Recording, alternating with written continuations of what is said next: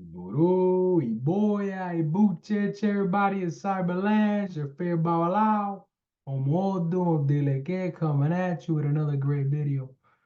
And in this particular video, I want to take a moment. I want to take a moment because many of you are probably sleepy right now. And many of you maybe go through your daily routines. Tomorrow is Friday, February 2nd. And we go through day by day and we begin to forget that the Orishas, the power of nature, and what it brings to the table is important to understand. So in this particular video, I just want to give thanks. I want to give thanks to each and every one of you for tuning in, but more importantly, to celebrate the Queen, Oya. All right, Oya's feast day is traditionally held February 2nd. This is where we give honor to Oya. Within the Lokumi lineage, we look at February 2nd to give thanks to this beautiful Orisha who is very mystical, very powerful, right? Begins to kind of show us some of that transformative nature that brings humans into the evolutionary stages in life.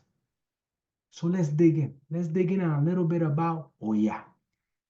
So we understand Oya to be a powerful Orisha of wind and transformation. We talk about her relationship with the gates of the cemetery, and we understand with the marketplace. We understand that Oya is fierce, a warrior, guardian of the gates between the living and the dead, and a symbol of change. That's why the marketplace is also a place of reverence, a sacred place for Oya. That's why you begin to see as the symbol of change, and we talk about transformation. Her presence in our lives reminds us of the constant motion that the universe makes and the transformative power of the nature that Ifa gives us.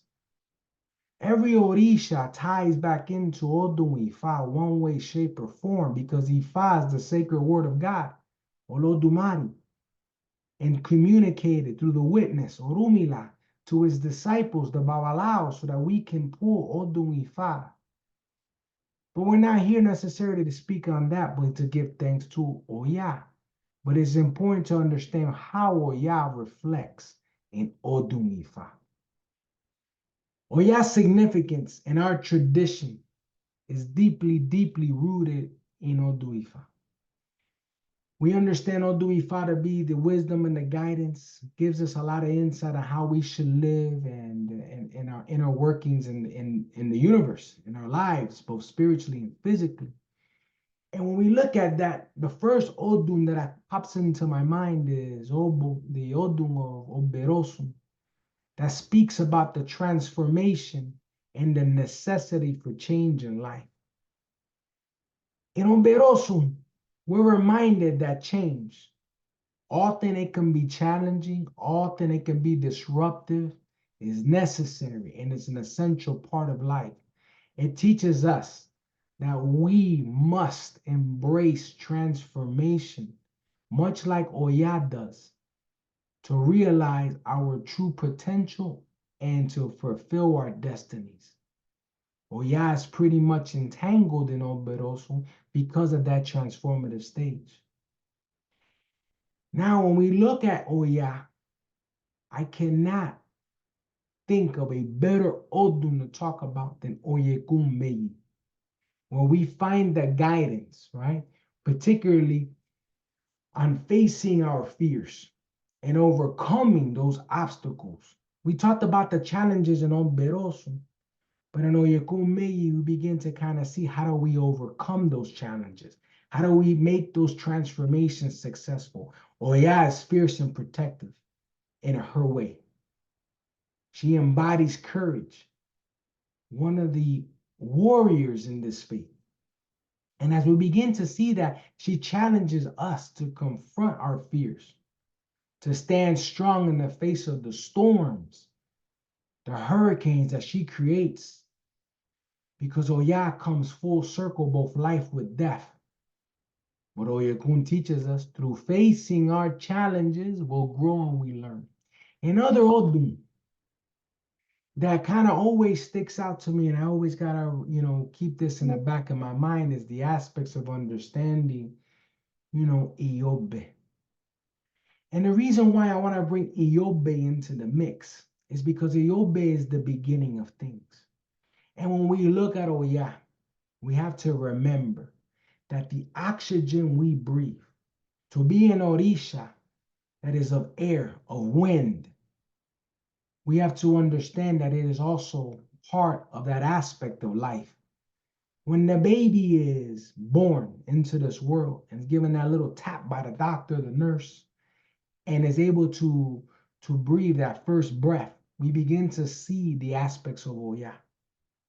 When we begin to see that when someone is passing away and they take that last breath, that last gasp of air, we understand that Oya is there, not only to take back that representation of life through her air and through her wind, through her mystic powers, but to also march that ego to the gates so they can begin to transition to the land of Odu, to the ancestral plane. In Oya's feast day, we have to celebrate many aspects that intertwine Oya into our lives. Her strength, her ability to change, the protective nature that she is.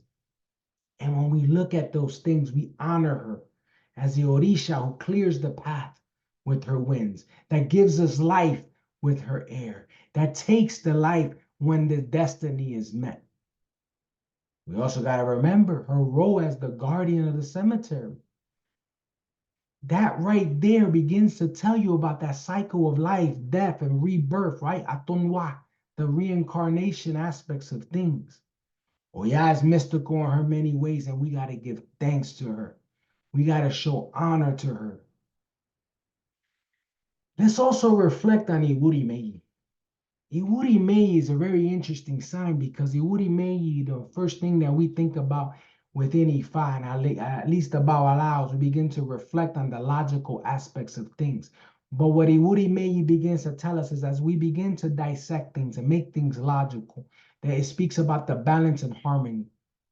In our devotion with Oya, we seek that balance, the forces of change with stability, understanding that transformation is part of the natural order of things.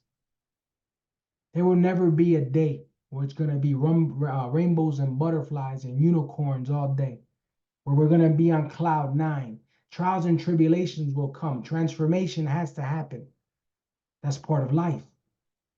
And many times we need to reflect on that. But we need to understand how intertwined is this Orisha in our life.